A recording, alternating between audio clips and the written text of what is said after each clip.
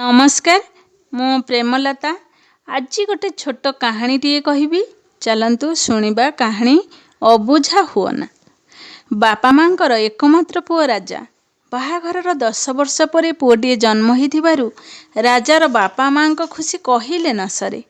राजार लालन पालन से बहुत भल करुथांती राजकुमार भली जहा इच्छा करुथाई से सांगे सांगे आसी ता पाखरे पहुंची जाउथाई। सब जिनिस कौन भी अभाव न थाए तार भारी गेल्हार बढ़ी थाए। से धीरे धीरे जिदखोर होगा लगिला। राजा सब इच्छा तार पूरण हो ही तार इच्छा। तार बापा केबे केबे प्रतिवाद करती किंतु सेमिति किछि फल मिलेनी। से जहा कहे ताहा ही हुए सब बेले। धीरे धीरे राजा बड़ होइछि तार खर्च भी बढ़ी बढ़ी चली। टंकार मूल्य ता पाखरे किछि भी नहीं। सांग साथी मौज मजलिस रे टंका खर्च करने को लगी। राजा किछि वर्ष बीती जाइछि। राजा एबे बड़ हो जाइछि। एक कार दुर्घटना रे ता मांकर देहांत हो जाइछि। ता बापांकर मुंडे चिंता राजार व्यवहार तांको ताजुब करुछि। राजा एमती खर्च हो जाइछि जे हजार हजार टंका दिने दिने उड़े देउछि। किछि फरक पड़ुनी ताको। कौनसी रोजगार न करी अयस आराम रे सांग साथी रे बुलुछि। से राजार बापा राजा को बहुत बुझाउथांती किंतु किछि भी फरक पड़ु न थाए ता उपरे। ता बापांकर चिंता मुंडरे पशिला कौन करिवे। दिने से राजा को डाकिले आ कहले राजा तू किछि चाकरी बाकरी न करी निज गोड़े ठिया न होई एमिति काहेकि होउछि रे बापा। पाठ पढ़ापढ़ी करिछु निज गोड़े निजे ठिया हो। केते दिन मो ठारू टंका मागी करी नहीं चलुथिबु। एटा कौन ठीक होउछि रे पुओ।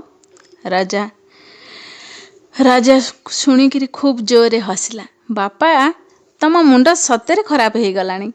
ए तो सब मोर आमर एते संपत्ति अच्छी लक्षे लक्षे टंका बैंक रे रखिच कौन सब करवा को सब मु कहीं रोजगार करी चाकरी करी पर पाखरे। मोर तो स्टाटस अच्छी ना मु तो तमर एकमात्र गेल्हा पुओ। ता बापा राजार कथा शुणी टिके आश्चर्य हो गले। किछि समय नीरव रहिले चुप रहिले आ भाबिले।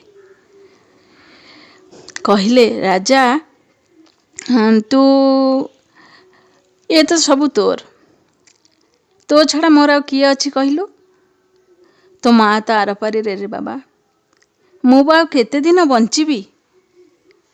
मु तोर गोटे छोट परीक्षाटे नेबी जदि सेथिरे तू पास करदेबु ताहले मु तते आउ किछि भी कहबे नहीं। सबू तू संपत्ति खर्च करिबु मोर कथा जदि मानिबु कह। राजा चटकिना हसी पकेला कहला छोट परीक्षाटे नब ठीक अच्छे जल्दी कह। मु प्रमिस करुछि तमे जहा कहब मु सबू करिबी सबू शर्तरे मु राजी तुमर।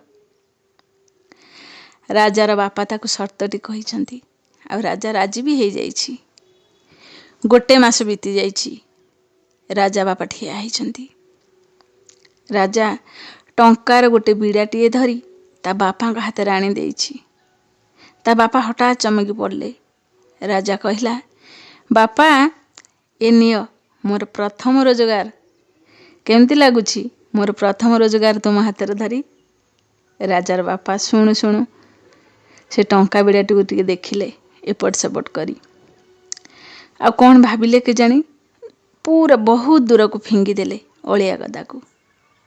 राजा हठात आश्चर्य हो गला ता बापांकर एभली व्यवहार देखी सख्त धक्का पाइला मध्य। कहला बापा मो प्रथम रोजगार को तमे फिंगी देल तम हाथ धरलानी तुमको टिके कष्ट लगुनी।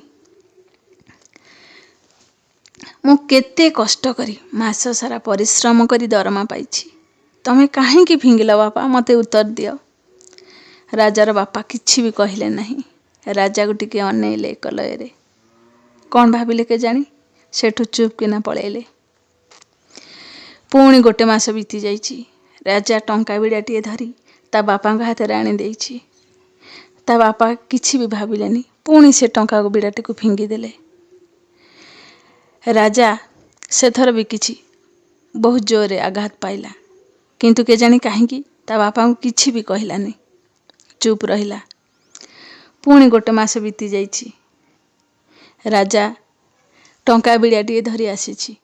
ता बापा चेयर ऊपर बसी थांती। ମୁହଁକୁ ତଳକୁ କରି ତା ବାପା ହାତରେ ଟଙ୍କା ବିଡ଼ାଟି ଆଣି ରାଜା ଧରେଇ ଦେଲା। କହିଲା, ବାପା ନିଅ, ମୋର ରୋଜଗାରର ଟଙ୍କା, ତୁମ ପୁଅର ଝାଳ ବୁହା ଧନ, ନିଅ ବାପା ନିଅ। ରାଜାର ବାପା ସେ ଟଙ୍କାଟିକୁ ଦେଖିଲେ, ଏପଟ ସେପଟ କରି କିଛି ଭାବିଲେ, ଆଉ ଧରିଥାନ୍ତି ସେ ଟଙ୍କା ବିଡ଼ାଟିକୁ ଫିଙ୍ଗି ଦେବା ପାଇଁ। ରାଜା ଚଟକିନା ତା ବାପାଙ୍କର ପାଦ ଧରି କହିଲା, ବାପା ଏ ଟଙ୍କା ବିଡ଼ାଟିକୁ ଦୟାକରି ଫିଙ୍ଗନ୍ତୁ ନାହିଁ। ଏ ଟଙ୍କା ମୁଁ ରୋଜଗାର କରି ଆଣିଛି ବାପା। ତମକୁ ମୋର ପରିଶ୍ରମ ଦେଖାଯାଉନି? କେତେ ପରିଶ୍ରମ କରି, ମାସ ସାରା ପରିଶ୍ରମ କରି ଏ ଟଙ୍କା ମୁଁ ରୋଜଗାର କରିଛି। ଏ ମୋର ଝାଳ ବୁହା ଧନ ବାପା, ଦୟାକରି ୟାକୁ ଫିଙ୍ଗନି। ରାଜାର କଥା ଶୁଣି ତା ବାପାଙ୍କ ଆଖିରୁ ଦୁଇଧାର ଲୁହ ଝରିଗଲା। ସେ କହିଲେ, ତୋ ମାସକର ଟଙ୍କା ମୁଁ ଫିଙ୍ଗିଦେଲି ବୋଲି ତତେ ଏତେ କଷ୍ଟ ଲାଗୁଛି? ଆଉ ମୁଁ ବର୍ଷ ବର୍ଷ ଧରି ରୋଜଗାର କରିଥିବା ଟଙ୍କାକୁ ତୁ ଏମିତି ଅୟସ ଆରାମରେ ଖର୍ଚ୍ଚ କରିଦେଉଥିଲୁ, ଉଡ଼େଇ ଦେଉଥିଲୁ। ଥରେ ଭାବିକିରି ଦେଖ ତ ମୋତେ କେତେ କଷ୍ଟ ଲାଗୁଥିବ। କେବେ ଭାବିଛୁ? ସବୁର ଗୋଟେ ସୀମା ଥାଏ ରାଜା। ଏଥର ବୁଝିଲୁ ତ ଟଙ୍କାର ମୂଲ୍ୟକୁ? ପରିଶ୍ରମର ମୂଲ୍ୟ ସମସ୍ତେ ବୁଝିବା ଉଚିତ ରେ ଧନ। କାନ୍ଦ ବନ୍ଦ କର। କାନ୍ଦୁଛୁ କାହିଁକି? ହସ୍। ଆଜି ତୁ ମୋ ପରୀକ୍ଷାରେ ସଫଳ ହେଇଛୁ। ମୋର ସର୍ତ୍ତରେ ତୁ ଠିକ୍ ହେଇଛୁ ବାବା। ରାଜା ହସିଦେଲା, କହିଲା, ବାପା ପ୍ରକୃତରେ ତମେ ମୋ ଆଖି ଖୋଲିଦେଲ। ତମ ବାଟବଣା ପୁଅକୁ ଠିକ୍ ବାଟକୁ ଆଣିଲ। ରାଜା ନେ, ତୁ ଦେଇଥିବା ତୋର ସବୁ ଟଙ୍କାକୁ ମୁଁ କେତେ ଯତ୍ନର ସହିତ ରଖିଛି। ନେ, ସବୁ ନେ, ଏ ତ ସବୁ ତୋର। ତତେ ଖାଲି ପରୀକ୍ଷା କରିବା ପାଇଁ ମୋତେ ଏସବୁ କରିବାକୁ ପଡ଼ିଲା। ଟଙ୍କାର ମୂଲ୍ୟ ବୁଝିଲୁ, ସେଇଟା ମୋ ପାଇଁ ବଡ଼ କଥା। ରାଜା ହସିଦେଲା, କହିଲା, ବାପା ତମକୁ ସତରେ ତମେ ମୋ ଆଖି ଆଜି ଖୋଲିଦେଲ। ତମକୁ ବହୁତ ବହୁତ ଧନ୍ୟବାଦ। ତମ ବାଟବଣା ପୁଅକୁ ଠିକ୍ ବାଟକୁ ଆଣିଦେଲ। ଆଜିର ଏ ଆଧୁନିକ ଯୁଗରେ ଟଙ୍କାର ମୂଲ୍ୟ ବହୁତ କିଛି। ପ୍ରକୃତରେ ଯେଉଁମାନେ ପରିଶ୍ରମ କରି ଟଙ୍କା ରୋଜଗାର କରନ୍ତି ସେମାନେ ତାର ମୂଲ୍ୟ ବୁଝନ୍ତି। ବାପା ମା ସନ୍ତାନମାନଙ୍କ ପାଇଁ କେତେ ପରିଶ୍ରମ କରନ୍ତି। ତାଙ୍କ ଛୁଆର ଓଠରେ ହସ ଦେଖିବା ପାଇଁ କେତେ କ'ଣ ନ କରନ୍ତି।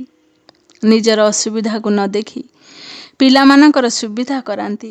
ପିଲାମାନଙ୍କୁ ବାପା ମାଙ୍କର ଟଙ୍କାକୁ ସତ୍ ଉପାୟରେ ଖର୍ଚ୍ଚ କରିବା ଉଚିତ। ଆଜି ମୁଁ ବୁଝିଗଲି।